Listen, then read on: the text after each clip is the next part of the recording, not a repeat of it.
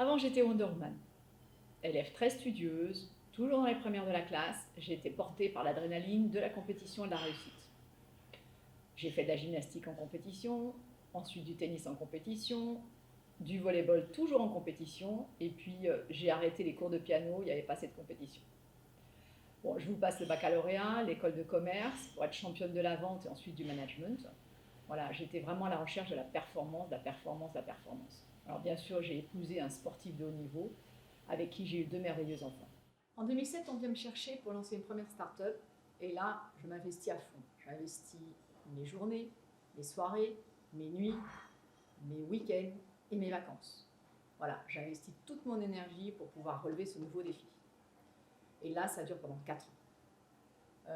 Je suis sur tous les fronts. Les enfants, la tendance, le sport, les amis, une vraie Wonder Woman. Tout est sous contrôle. Enfin, c'est ce que je croyais.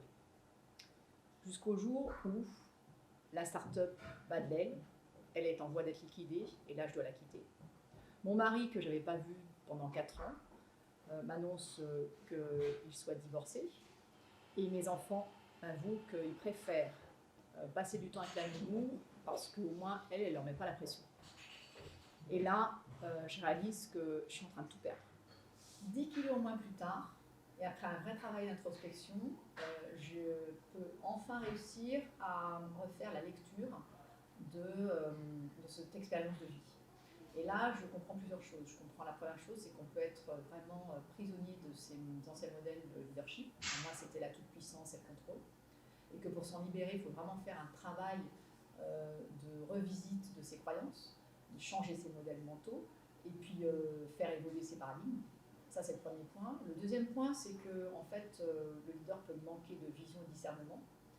Et ce manque d'écoute peut faire qu'on n'entend pas les signaux précurseurs, et que pour affiner son écoute, en fait, il faut affiner sa présence et se servir de son GPS interne pour le faire. Le troisième point, c'est que en fait, dans l'adversité et la complexité, eh bien, on peut s'appuyer sur son appui intérieur. C'est là qu'on retrouve sa puissance, et ça passe par l'ancrage au réel. Le quatrième point, c'est que pour rendre opérantes toutes ces transformations, il faut accepter de se transformer dans son intégralité, donc dans sa dimension holistique.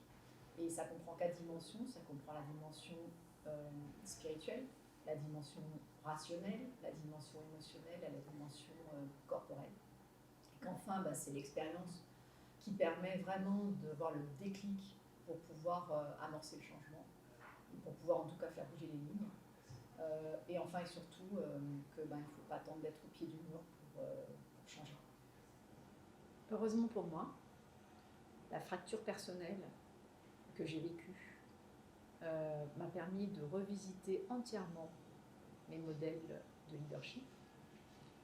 Aujourd'hui, la fracture du monde et surtout les changements de paradigme qu'elle impose impliquent que les dirigeants et les leaders doivent revisiter leurs modèles mentaux et leurs croyances pour pouvoir assurer la pérennité de leur entreprise.